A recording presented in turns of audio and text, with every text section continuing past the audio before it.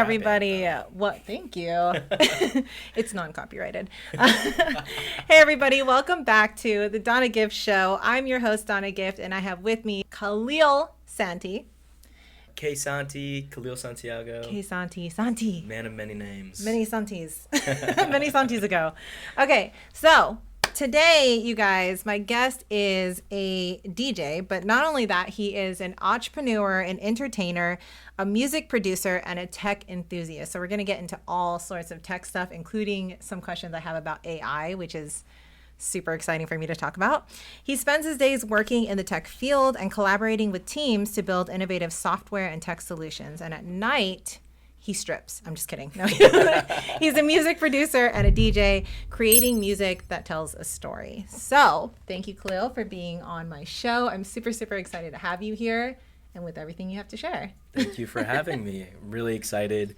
I know we've been friends for a while, and when you started this podcast, I was just really excited for you, and it's really awesome to be here on your show and being able to chat it up and just share my life experience, and especially with music and technology. Like, there's so much happening around the world, and I think it was just something that's very special to me.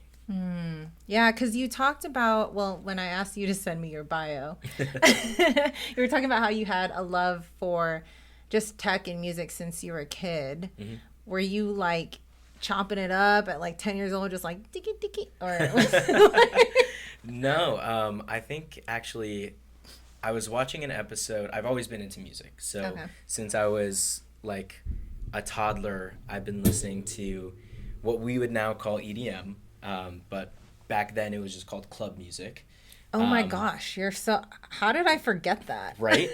Like, Every Time We Touch. There's just so many amazing songs that. Wait, hold on. You say Every Time We Touch? The song Every Time We. No, that's not it. Keep going. One of the other ones. There's just some like classic, like EDM-y songs that we still hear at like shows and music festivals today. And that's like what I was raised on. Like, that was the music I loved, and I just loved the rhythm and the beat and the energy. And I don't think it ever left my soul, because like I went on this really interesting journey with music where I was listening to like rap and hip hop, and like when I was in middle school thinking I was a gangster or something. I think we all thought we were. Yeah, for sure. But then I got really into like indie rock in high school and was going to shows, and then was like kind of reintroduced to EDM in college. And so I definitely had these like little flows and fluctuations when I was growing up. But I actually DJ'd when I was a teenager. I played a lot of different instruments, and turntables were one of them, for like a month. Then I like never touched them again. Were you like actively studying it, or was it like a group of you guys got together and you were like chopping it up? I don't know. I think of like band practice. I literally watched an episode of Everybody Hates Chris where he like gets inspired to be a DJ, and I was like, I want to be a DJ. That's my life's calling. And yeah, I definitely stuck with it for like a month, and then I was like, I'm gonna move on to the next thing. I have ADD, and at the time I did not know that. My parents just thought I could not stick to anything. ADD. And I played so many different instruments, but what I love about where I'm at right now in my life is like none of it was wasted. Like all of that experience playing 15 different instruments and like studying all these things online and listening to like thousands and thousands and thousands of hours of music, I finally feel like all of that culminated into my DJ and production career that I have now, and my songwriting ability and my love of lyrical writing, and like the beats and everything that goes into creating art. Like it finally kind of like revealed itself to me. That's so interesting. So I felt the same with YouTube. 10 years ago, I wanted to start a YouTube channel and all that when it was like brand spanking new, right? I'm going to be a YouTuber. Picked it up, didn't hate it, but couldn't see myself making a life out of it. Right. So I was like, okay, bye. And then left that. And now 10 years later, we're back on YouTube again. Yeah. So you never, when you look back on that, did you ever feel like when you didn't find DJing and stuff, did you ever feel like all of the random stuff you did was not a part of the story, or did you ever feel like it was a waste of time? Yeah, totally. Yeah. I mean, I definitely thought that it was me being a kid, like exploring things, trying things out, like deciding if this was for me or not. Like, Yeah. I played sports too and wasn't very good at them, but Yeah. I loved physical activity and health and just like trying new things. And looking back at it, I think it all was for a reason. Like, I know that it led me to where I am now, all the experiences that I had, the people I met. But I think one thing that really stuck with me in my journey into music production is like competitiveness. Like, I've always been a competitive person, and That's a competitive field, DJing, right? oh, very, yeah. Yeah. It's super competitive because you have all these people who want to be in the spotlight, want the limelight for good and not so good reasons. And for me, like, part of it was the competitiveness, part of it was the love for it. Like, I would always be doing music no matter what. If I was never successful, Yeah. and all I did was made music in my studio forever, then I would be happy, because Really? that's what I enjoy doing. It's my art. It is my Your expression. expression, exactly. Like, Yeah. when I'm angry, when I'm sad, when I'm upset, when I'm lethargic, nostalgic, like, all of that goes into my music, and that's how I release that energy in a healthy and fun and exciting way. And then the fact that I can make money off of it, the fact that I can show it to people and express to them that this is how I was feeling in this point in time in my life, and that they can resonate with that, is just an added bonus. So it wasn't the fame and the fortune that you were chasing in the beginning. It was just an actual love for Yeah. the music and all of that. When you DJ'd before, was it still EDM or house music, or were you like DJing other songs? Yeah, I mean, I've definitely done the full gamut. Like, I've DJ'd weddings, so Bruno Mars. Okay. You know, nice. like, I've done like all 50s music for a Wow. wedding before, like, and those are some of the most fun things to do. And I think one of your questions was like, where is like the most exciting place you've ever DJ'd? Yeah. Was actually at a wedding.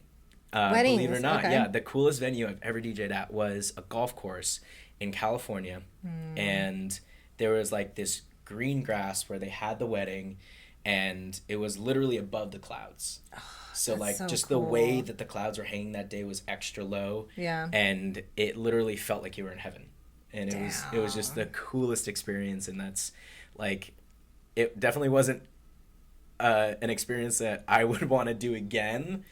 Wait, why is that? Playing the style of music that I did at a Got it. wedding. Yeah. Like, that's not what really excites me, but I think just that venue and that experience and being with this group of people, and it's like the happiest day of their freaking life. Yeah. Like, it's definitely a really cool experience to have been a part of. Yeah. So I didn't know that you DJ'd private parties. How long did you do that before you started hitting the stage? I did that for a year. So Oh, wow. Okay. I was kind of like DJing in my bedroom, and eventually I was like, I really want to turn this into a career. So I thought, DJing weddings, they make good money. And I did that for about a year and realized that it just wasn't my thing. Did you deal with a lot of difficult people at all with requests and difficult stuff? people requests, like good days, bad days, you Yeah. know, barely got tipped, and just felt yeah. like I wanted to do something that I was passionate about, where I knew like, it's not about the money. It's about me enjoying the experience that I'm having. And I just started to lose that passion for what I loved Yeah. in the wedding environment. There's some people who are great at it. They make tons of money. They get great tips, and they just really have the personality for it. Yeah. And I knew that it was for me, just not in that setting. Yeah. I want to dive a little bit more into that. What was the most annoying request or guest or whatever you have dealt with at one of these private parties? In my head, I'm imagining a drunk girl like I walking know. up like, "Can play some throwback music." I don't know. That would be easy. That would be cake. So I had this one wedding. I'm ethnic, Puerto Rican Colombian, so I'm going to What? say like it was an ethnic wedding, but I Okay. won't say which ethnicity. And they wanted to play a very specific style of their cultural music. And the bride and groom told me, whatever you do not play it. Do not play this music. Oh, And so you're the bride conflicted. and groom are like, remember what we talked about? You're not going to play any of this music. This is our special day. And then the mom, the cousins, the groom's men, like everybody was just like, play this song, play this song, play this song. And I didn't have any of it. Like, why would I have it? No one listens to this music in America. And it's not like super popular. So Yeah. I was like, they were like giving me their phones to plug in to like listen from YouTube. Oh no. And I left that feeling like either the bride and groom hated me or the whole entire family hated me, and like I never want to do that again. Dang. Yeah, I don't think I would handle requests very well because I feel like I don't know, you created your set, you pre-planned these things, right? yeah. Beforehand. Oh, yeah. How long does it take you to plan a set like this? A lot less time now doing the stuff that I enjoy, but for the weddings it would take hours because you're getting all this music that they're requesting, like, and you're doing the whole 8-hour gig. Oh, that's Like, right. And now your from sets are everything. an hour or how Oh long yeah, is- hour and a half. Okay. I mean, 2 hours max. Okay. All stuff that we love. And Yeah. back then it was just like whatever they requested, you played it, you found it, you downloaded it, like you made their special day amazing. Like, Whatever at all songs they costs. wanted. Yeah, at Got all it. costs. But now you play your own music, your own sets. What can you break down how that kind of creative process is for you? Like, do you pull samples from a lot of different things, or how do you integrate all of that into your sets? Yeah, so I now work with a partner, he's a business partner of mine, in both the business side and the DJing and production side. Oh, I didn't know that. Okay, so you go to work together and then you go to work together later on in the evening. So he's my business partner just for music. On the just for side. music. Okay. Yeah. Okay, got it. Okay. Yeah, so during the day I'm my own person, I do my own things, and then in the evening, a couple times a week, we will meet over Zoom, meet in the studio, and just like plan out everything we're doing that month, that week, whatever it is. And the creative process is a little bit different because you're thinking about like historically what went well last time, what can we reuse, wow. in terms of like what songs we want to play, but then we're also thinking about like what's going to make us happy and what new music is coming out, like what new album just dropped. So we're both listening to music just constantly. New Music Friday is like, it's a Your sacred thing. time. It's a very special I'm busy time on for us. Fridays, Yeah. Actually, one of my good friends, he would actually get on a Zoom call and they would do New Music Friday on Thursday night when everything was getting released in New York. Oh, okay. Yeah, and- because they're a little bit ahead, Yeah. right? So Okay. they would stay up late, and that was like a thing. Wow. Like he literally, when you said don't talk to me, like he went in his room, closed the door, and everybody knew to just leave him alone. Wow. But yeah, for me, it's usually just like in the car. Sometimes we're also listening to stuff that's dropping in like Australia, so that comes out like a day ahead of time Wow. or like 12 hours ahead. And we're always trying to like innovate. And innovation is like a huge part of our music. It's a part of my life. It's like integrated in my culture. Yeah. Thanks ASU. Hey. University of Arizona's over there. I'm just kidding. I don't care. So yeah, it's always been a part of my, I love being fresh and new, and like I don't like it when things get stale. Yeah. Do you feel like, because this is a creative process, you're putting together a bunch of pieces and you're creating your own set. Do you feel like there's times when you are not feeling creative or like being receptive to the music that you're receiving? And if so, how do you find your way back into this space of being inspired to be creative? Yeah, that's tough. I think all artists in any medium will get writer's block or like some sort of equivalent to that. There's specific ways that I found in music that have helped me, but I think one thing that I have really resonated with is doing things outside of your medium, like finding ways to work on yourself. Like, how's your health? Are you active? Are you at least like getting some physical activity? Are you going for a walk? You know, like, are you resting enough? Yeah. Are you eating food that is going to make you feel good? Are you getting very sunlight? You know, like, it's those basic things that even music producers have a hard time with. Like,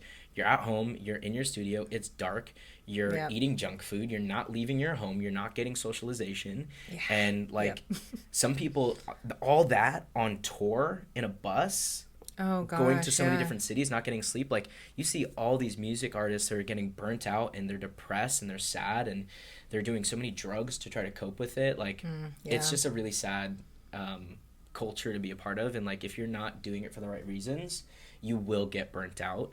And I think just focusing on yourself and your health is a huge part of it. Yeah. But just from like a music side, inspiration, I think, is so fleeting.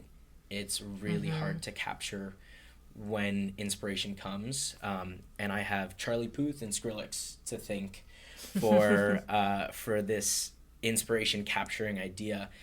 Charlie Puth had an album literally called Voice Notes. And it's, you pull out your phone, every iPhone has your voice notes, and anytime I have an idea in my head, like, my girlfriend can attest to this, I'll literally just start humming or singing in the car, and she's like, what the hell are you doing?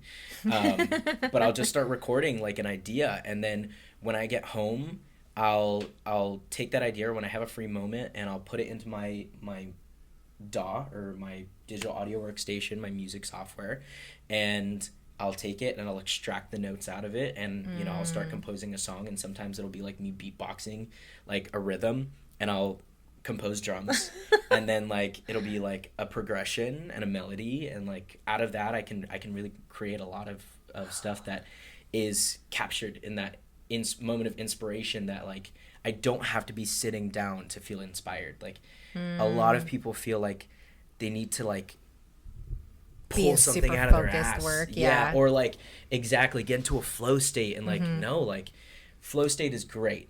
That happens. It happens. But sometimes if you don't have that spark of inspiration to go off of, like, you're not going to be motivated to even work enough to get into flow state. And flow state can sometimes take hours. Yeah. Yeah. I know some people, well, they have to self-medicate to even get into a flow state. Wow. And that's when you become dependent on it. So you basically like created a way that you can stay motivated by just keeping your phone on hand at all times and kind of touching those ideas or storing it pretty instantly. Yeah. So I think it comes from this like feeling of excitement that like, oh my gosh, this is so good. Like, I can't lose this. Because when I was in college and I first started getting into music production, I'd have like an idea while I was taking a shower. And this happens to a lot of people because you know, different brain waves. And I was just like, oh my gosh, I need to go do this. And then I get into my workstation in Ableton, which is what I use, and I'd be like, but I don't know how to make it.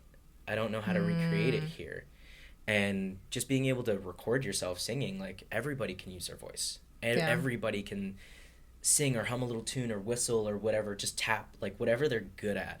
And they can capture that, and then eventually you'll figure out, like, you'll get good enough to recreate it however you do.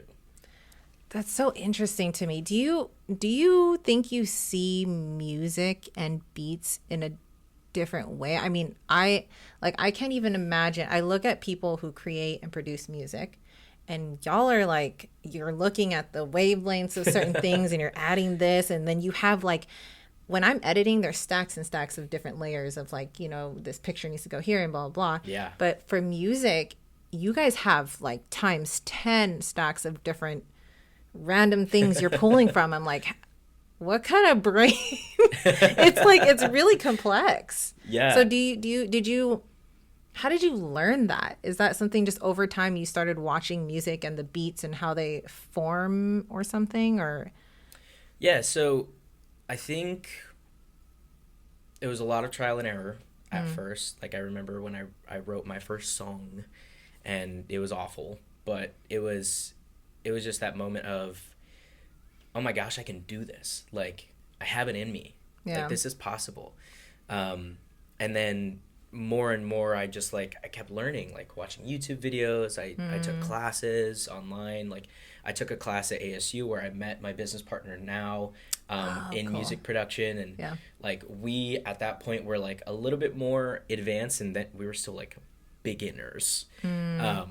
But we were just like, you know, let's help each other. Let's get better. Let's be creative and work together. And then that kind of sparked a partnership where we're like, this is working. Like, can we continue making something out of this? Like, let's make this a project. And in terms of like how we learned was really just like teaching each other, like different techniques that we learned. And we still do that to this day. Like, I'll be like, bro, I just learned about this. Like, take this, put this on it, do this. And like TikTok is a huge inspiration now. Instagram Reels, YouTube, like everybody's putting out content on Patreon, and like you're learning from the best. Like, instantly when they give you these golden nuggets.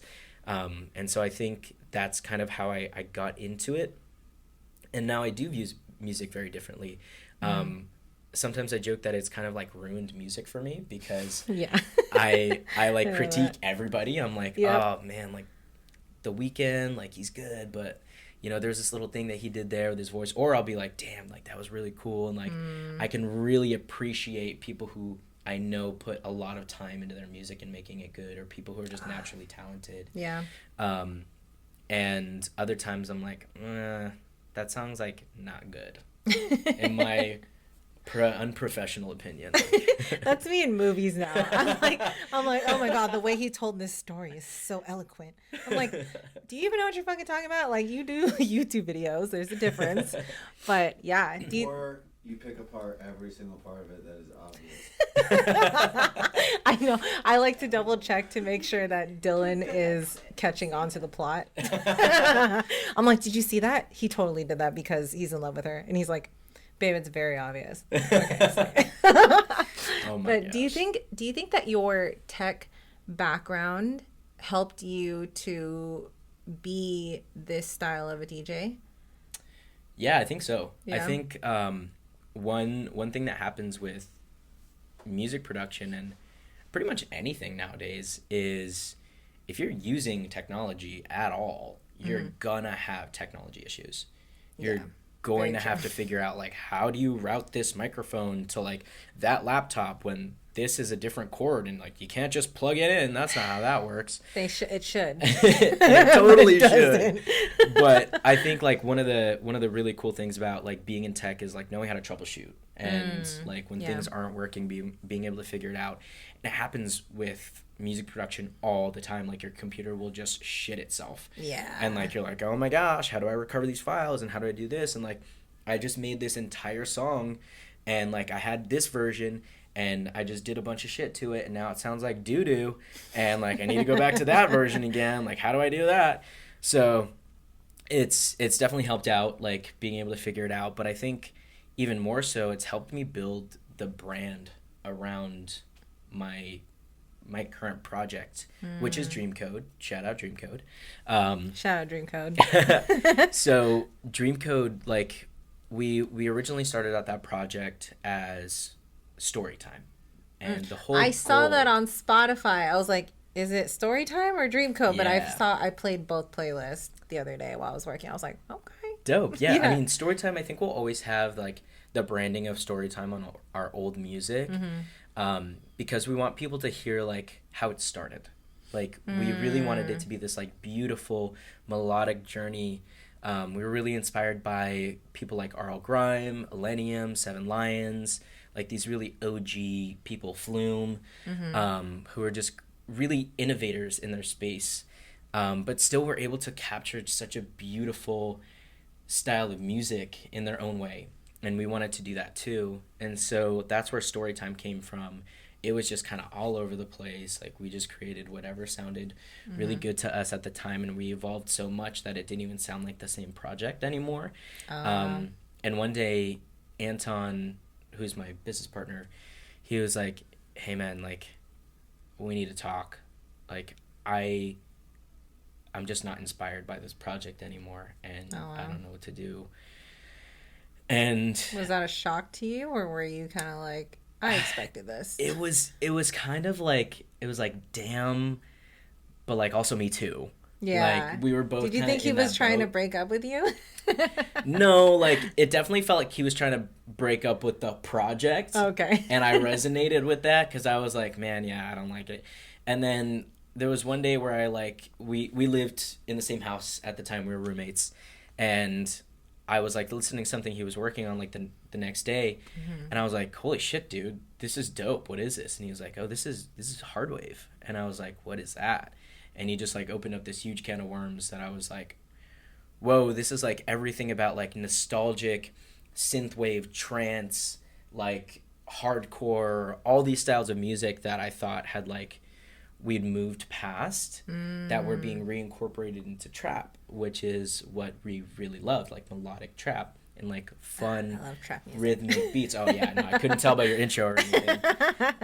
Yep. And I think that's where it came from. And we literally sat down. We were like, this is what we're making. We're both inspired by this. And how do we rebrand? And we spent 6 months figuring out like a rebranding strategy, working with people. We filmed a video in Flagstaff as like our launching point. We released a remix as DreamCode. And like that's when DreamCode was really born. And technology was just kind of integrated into everything. The whole brand behind DreamCode is, it's all this escape from reality. It is virtual reality in where you can be a part of this world that is completely your own. You create I love it that. from your soul, and there's just so much inspiration and influence from different anime that I was watching at the time, and music that we were listening to, and music that we listened to years ago, and like 80s movies and like new movies that were just coming out. And like it's all about the integration of pop culture into technology and your own reality, which is like literally what we're experiencing right now. Yeah.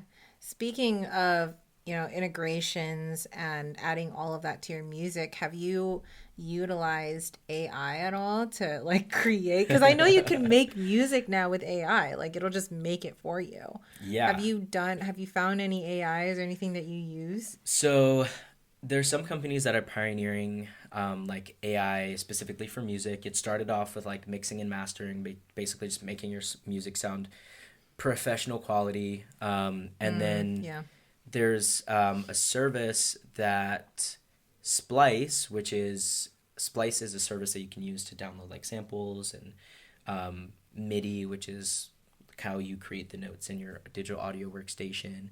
You can download them from there, but they actually have a service that you can use now to like basically give it an idea, and it will create music for you.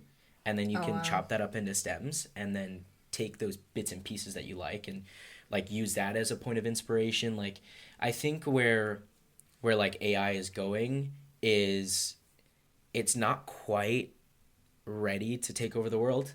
I think we might get there, and I think pop culture and media will definitely demonize it and make it seem like that's where we're heading. But I think what it's really, really powerful in the stage that it's in right now is inspiration. Like you can chat GPT is like taken off. Everybody's fucking talking about it. Yeah. Can literally write websites for you. Like it can code stuff for you, but it's not as good of a quality as you would get from someone who's like paid to be a developer. And like you can use it for copywriting and all this stuff, but like it's not as good as it would be from someone who's done it for like 10 years. What I will say though is like it's advancing so much faster than we can catch up with, and it will hit that point where it will be better than us and it will displace jobs, but you have to know how to jump on the train before it leaves. And I think that's something that's super important that we were talking about. Like, what if we had started doing YouTube 10 years ago when we first had that idea? What if we had started DJing back then? Like, we would be in a whole different place right now. Yeah. But what if we did start using AI right now to help us innovate beyond what we are physically capable of?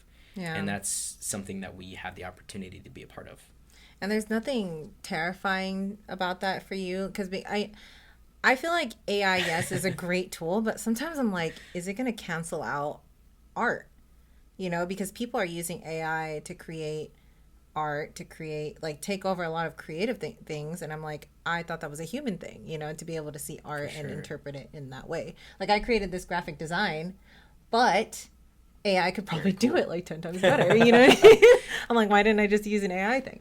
But does it not terrify you at all in some capacity that your DJing would become obsolete? No, I don't think so. I think that everything has a point in time in life. Like, I'm going to be a DJ. Yeah. And my goal is to do that professionally for a long portion of my life. But I'm sure there's going to be a point where, like, I don't want to do that anymore. And if that point comes sooner than later, then that's just like a pill I have to swallow and accept that there's something else that my skills are better suited for at that point in life. And maybe there's something that I need to do that's more important or is better for me and more rewarding in my own life to make me feel fulfilled. But right now that is music. And I think that, like, art is never really going to be displaced or replaced, I think, by technology. Like, we will always find a way to integrate and incorporate. And I think that's what we're really, really good at as humans. I think that there will be some struggles with AI. I think, you know, there are good and bad actors and they will abuse it. Yeah. And we just have to figure out a way to work around it. Yeah, for sure. So speaking of your, you said right now is currently your passion, right? Music is your passion. Do you get a certain type of energy or something from the crowd, or is it solely sourced within you? Like, when I'm DJing, like, where does the energy kind of come from? So DJing, I think, is such an exciting thing because of the interaction with the crowd. Like, if I was just DJing up there in my bedroom, like, yeah, that's fun. But, like, you do that so that you can play in front of an audience. And it definitely took its time. Like, I think when I talked about being competitive, it definitely stemmed from this one point where I was, like, DJing at someone's house party on my iPhone. And I was, like, queuing up songs. Really? Oh, Yeah. that was you. DJing. That's I why was the the quotation. DJ.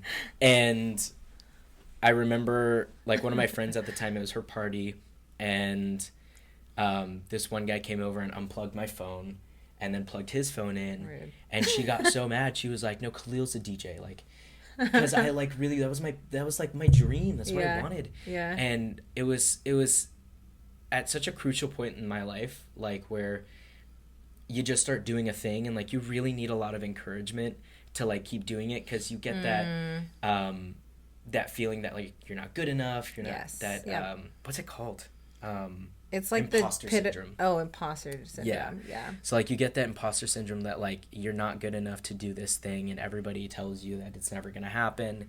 And I remember saying, like, oh, hey man, just letting you know, like, I was just DJing, like, I really want to be a DJ. And he's like, oh yeah, good luck with that, man. Like, everybody wants to be a DJ. Rude. And I was like, that was literally the point in my life. Like, some dude that I didn't even really care about just saying that I couldn't do something was, like, the point where I was like, all right, I'm all in. Like, this is it. Oh, so you took it more as fuel to the fire rather than, like, shutting down and giving up. Yeah. I was like, I'm going to prove to you that this is a legitimate thing. And sometimes we need that. I feel like sometimes we need the douchebag to step in and be like, you're never going to amount to nothing. Be like, I'll show you. 10 years later, you're like, fuck you. For sure. Now, yeah. Absolutely. Those are motivators. Yeah, and it's very true. As much as I hate bullying, like, it builds character. Like, it does. I am so grateful to all the people who have told me that I could not do something or that I was some mean word. Like, it really helped to reaffirm that I knew who I was. I knew what I was capable of, and I knew that I was not that. And that was just something that I had to prove to myself before I could prove to other people. And that, I'm sure, after hearing that and, like, stepping into your own confidence, was it did you reach the point of like where you're super super proud of your music through repetition, or was it like did people start complimenting you and then you're like, okay, well now I'm good to go? Yeah, so I think, well, when I first started, I was showing everybody my music, and they were like, "Yeah, this is good." And Like the kind of like, yeah, good job. like good job. Here's your participation trophy. Damn. But eventually, like there were points where I would work on something and I'd be like, "Oh my gosh, like this is good," and to me, good was like this is better than it was before. Like I'm doing better than yesterday. And So it wasn't like a comparison thing, like I'm not getting this much praise in this area, but it's Right. more like I did better than Yeah, it was before. always like a competition with myself. Like, It's a healthy could place, I yeah. learn more? Could I get better? Could I do something that I was proud of? And I think that was more powerful to me because I could always look back on these old projects and like sometimes I'll still go back and listen to stuff from like years ago and be like, oh my gosh, like I can't even begin to fathom how much has happened between then and now, and like the stuff that we're creating and how fast we're putting music together and Yeah. the types of labels that we're landing on now. Like I wouldn't even have dreamed that we would be here.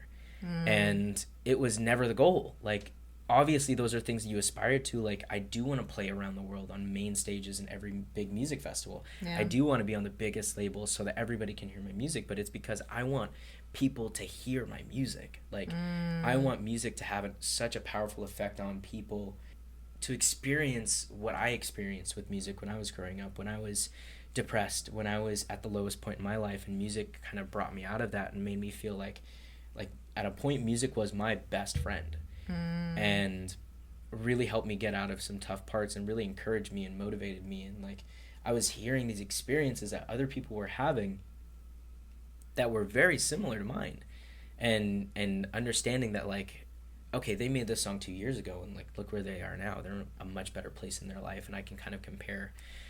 And that's why music for me has always been like, what story can I tell? I don't want to make bangers. Like bangers are great, but I want to be able to inspire someone to say like, you got this. Like you can keep going and you're going to get through it and you're going to overcome, and you're the brightest star in everyone's life right now and you don't even know it. And that's my mission.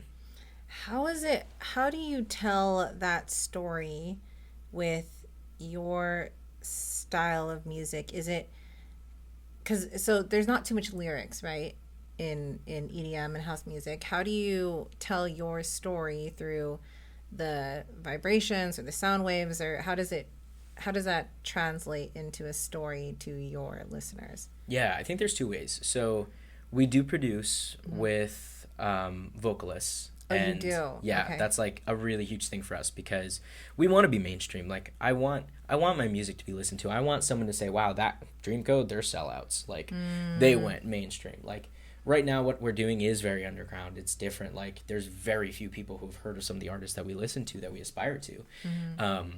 But then like the ones who really amount to a lot are the ones who are connecting with a broader audience, and that can only come with lyrics and vocals and someone singing to capture that, because that's what we all want. Like when we want catchy hooks, we want catchy rhythms and progressions.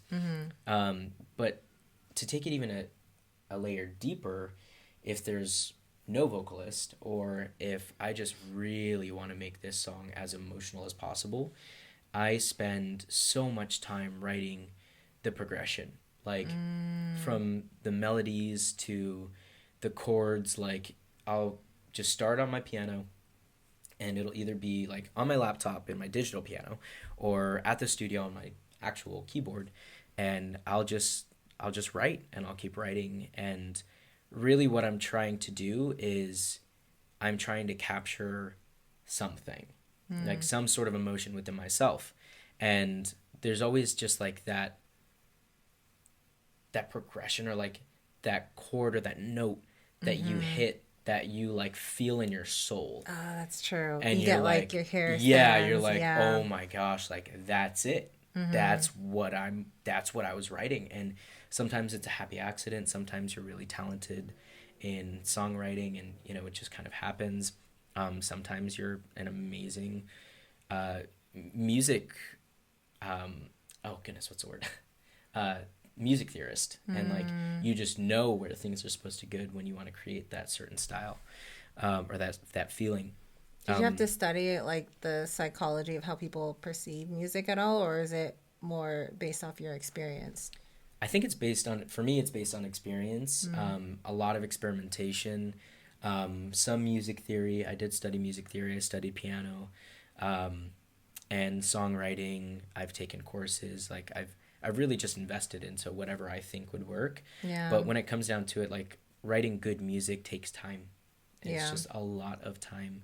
Kind of like that 10,000 hours rule. Yeah. Like, yep. Especially still. when it comes to listening to music and having a good ear for what sounds good. Yeah. And what doesn't really click, and being able to take feedback. Yeah. Do you, because you mentioned before that music has helped you when you were in a depressed state or when you were going through something. When you recreate music now and you're pulling from your experiences, does it bring up a lot of past traumas? Is it almost like could it be a painful process at all while you create, or is it more from a happy place? That's tough. I think it depends on the person. Okay. For sure. Like some people want to create music and they just want to make something that's like fun. They won't ever tap into that like darker side. Some people, I think when you listen to music, you can feel it. You can feel whatever it was they were going through. Like sometimes I want to write dubstep and you can hear someone's anger. Like in dubstep, you can hear people's pain in the notes that they're using, because that was what tapped into their soul when they wrote that progression, when they wrote that song. That's what they connected with, and you feel that in their music. So I think it definitely depends on where you come from. I definitely grew up very angry as a kid. Went through some things in my childhood that affected how I expressed emotion. I was very bottled up because of that. I was very angry. I took it out on my friends, my family, the people closest to me, walls, objects, like whatever I could really like get out of my body.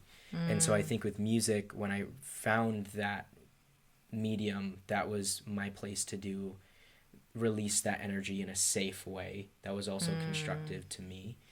And sometimes like I have written some things that literally made me cry because that's what I was trying to express. Like that's what I was trying to release.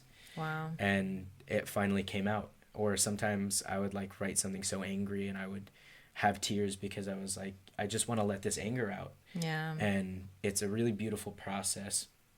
I don't think it's as painful as it is just like what's the word? Cathartic. In some senses. Yeah. Wow. Do you so now you create more of a place of like you just create whenever you feel that certain emotion, so you probably don't feel like all that sad depression anymore. I think like it still happens. Like there are things that happen in life and you're just in a negative mindset and you need to write like but sometimes you just need to get exercise. Like sometimes you literally Your need some basics needs. vitamin D and some good food, and then you're like, oh shit, I just need a snack, you know? Yeah. So true. And sometimes I'm like, I really just need 3 hours to just like get all this off my chest and release this into music, and maybe it turns into something great. That's awesome. Maybe it's just like an idea that I can come back to or like take bits and pieces out of and reuse in some ways. And that's a really cool way to write music too, is just taking things that you've used before and evolving. Do you keep all of your older music and do you reflect on it a lot? Yeah, like I'm a hoarder when it comes to all my music files. Like, oh my gosh, I almost like broke down. There was one time that my laptop just would not turn on. I plugged it in. That's the worst. It was just not working.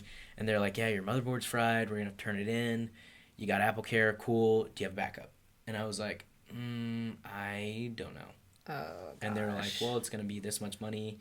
And I was like a broke college student. Like, I was already racking up credit card debt like crazy.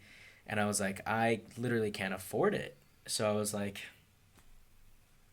oh, you just let it go. I You're hope like, it's just somewhere. take it to the wind. We had been paying. We had a service that would like back up music periodically. Like, I didn't care about my files. Like, I Google Drive. It's at that point I was like, I'm set when it comes to college. I just need to figure out the music shit. And it was literally a miracle. I like thanked God because I got the laptop back. I opened it. I had iCloud installed. It had all of my projects on there. Oh, wow. I didn't have to re-download everything. Like, I was just like, I'd gotten it, and I was so happy that I didn't lose any of the old stuff. But on my last music laptop, like, all that stuff's long gone. Like, wow. I'm not getting that stuff back, but I'm okay with that. Like, I want to reflect on the stuff that, like, how far have I come in a year from last year to now? Where are we at? And I like seeing that progression because that tells you a lot about your trajectory. Like, people can start off really slow, like 4 years ago. Like 4 years ago to now is really cool, but even from like last year to now, like where are we leveling out? And do you also keep all of your old music like online for other people to see? Because I know I told you I found the story time. Yeah. And you said you liked keeping it there, you know, to watch your own progression. But do you do that with most of your music in general? Just so people can kind of see your guys' story? Yeah, we do. I recently like have listened to an old song that we've made, and sometimes we'll play old stuff live, like at shows. And it really just depends on where we're playing in the crowd and what they're going to like really engage with. Yeah. But I think there might be a point in our career where we like take all that old music down and really say like, this is DreamCode. Like, this is everything that we have created, that we are like, this is the brand, this is the story, this is everything we have ever dreamed of it being. And then all the old stuff, I'm sure we'll put it somewhere else, like SoundCloud, so it's still accessible, but really cool for those like crate diggers who are diehard DreamCode fans, and they want to go see where they started and, you know, like stan everything that we ever created. And I love artists who do that, because so do I. There are some people who like, they thought about that. They're like, this is our like curated, tailored like portfolio, and then this is like for all you hardcore fans who like bought all the merch and the albums and everything. Like, this is for you guys. It's like, you saw me when I was recording really horrible quality shit, like, and you were still fans. I personally love when artists keep all of their older stuff and you get to see the progression of their life. Because it's so many times I watch people who are so inspiring, but it's also hard to kind of resonate with it because I didn't get to see how they came up. But so when you leave stuff like a you know, your story online for people to see, for the diehard fans, I think it's really cool. I think it's really, you know, it allows your audience to really connect with you on a different level. Absolutely. Yeah. It sucks. Like, I'm really happy for the people who like blow up and like start making music out of nowhere, going viral. But some people are also trying to make that happen, like inorganically. And it hurts me to see it, because it's just so inauthentic. And like, for all the people who are trying to be their like truest authentic selves, like, it just makes you question, like, is this the culture I want to be a part of? Like, am I going to do things differently? Are people going to acknowledge that I'm doing things differently? Are they going to think that I'm, you know, one of the cookie cutter other people who are just doing this for fame and money? or are they going to see me for the real person that I am? And I think being goofy on social media and being real and like unedited and raw and all releasing all the stuff that like maybe you don't want people to hear, you don't want people to see, is so important so that you can establish who you truly are online. Because I think a lot of what social media and even like Spotify and everything that people are putting out is so curated, and it doesn't feel good. Like Yeah. it doesn't make me want to be on social media. Like I hate social media. It's a for love-hate thing that for me reason, too. but Yeah. but then it's also like I have to do it because this is my business and this is how people see me and this is how I engage with my audience in some manner. And so yeah, it is a love-hate thing, but I think the way to keep it like a love thing is to be really true to yourself. And authentic, yeah. So when you said earlier, you said that other DJs are doing it inorganically. Are they, you mean like they're buying their way into a room or? Yeah, I mean, to each his own. Like, there's so many ins and outs of the music business. Like, you've got ghostwriters for lyrical writing, you've got ghostwriters for music production, Yeah. and you've got the people who are ghostwriting who are really talented, but that's also like how they get paid, you know? That's how they make a living. Yeah. So, it's also like a love-hate relationship there. I don't have respect for people who want fame and fortune and they go pay for songs and then release them and then buy all the plays. Like they're really trying to force something. But at the same time, like I'm okay with it because I've seen it happen so many times. I know that they never amount to anything. Like the people who really care invest. They invest time, they invest money, they invest energy, they invest in relationships, and those are the people who succeed. And it's literally like in any game, no matter what you're doing, the only way to win is just to keep going. Just keep doing it. If you love it enough, you will be successful because you will do it forever until one day it blows up, whatever it is you're doing. And is that the ultimate goal for you in DJing, is to really blow up in this way, but all organically? Yeah, absolutely. Like, I want to connect with an audience. I want to have real relationships where people like do what I did when I was going to music shows and like running up to the side of the gate to like wave hi to an artist to hope and pray that they talk to me because like I would just, they're such an inspiration and I just have to let them know and like have these amazing cool experiences that I've had with so many cool artists, and like I want to be that for someone. I also want to be able to establish a career and I want to travel and I want to see the world and I want to play my music everywhere and I want to make friends and do those things that you see on TV, you know, like when you're watching a TV show and this person is going on this amazing adventure and they make all these friends around the world and like I want to do that, but I want to do it my way. And I want to bring all my homies with me, like my dream. And I say this to all of my friends that like, if you're one of the OGs, you know this because I've told you, my dream is to be backstage at Coachella with all of the homies that started making music together. And like, I tell them that because I want them to be inspired and to see that I see that in them and that's what I see as well. And it's a dream and I can vividly imagine it and I know it's going to happen. Wow. And I'm so excited for all of us because we're working on it. Like it's a slow and grueling process, but I see behind the scenes all these people putting in the work. And it's admirable. Yeah. Like it's hard. It's a really hard thing to do. Like I have a full-time job. I have a side job. I have music. I have a girlfriend. I have family. Like there's so many things that I'm working on constantly, and to dedicate that amount of time to something and be successful is hard. Yeah. And you constantly question if it's even worth it, if it's ever going to amount to anything. And I want to be able to establish that within them that yes, it is possible and it will happen. And I'll see you there. You'd be a living example.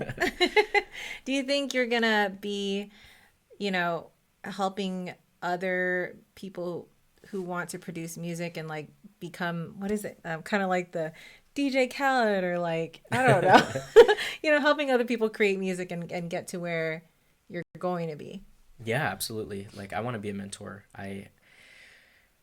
Mentors are life-changing. Like, I remember when mentors were like, I was just learning about them and they were like blowing up and everyone's like, get a mentor, get a mentor. Yeah. And I'm Like, like, what does that mean? How do you do that? Like, will you be my mentor? Like, help me out here. And I think it's a really cool thing, but like, mentorship really changed my life. There was like, it's no longer around. There are different versions of it, but there was a group called the Fire Society. And it was one of the first collectives of artists who were like making a name for themselves. But they were also giving people like feedback, setting up one-on-one sessions with them, and like listening to their music and like doing things that like you would dream of. Like people would always reach out and be like, will you please listen to my song? Like, please just give me feedback. And like, that's annoying. Like, nobody wants to feel like a burden, and nobody wants to feel like, ew, like, why are you reaching out to me? Like, I don't even know you, bro.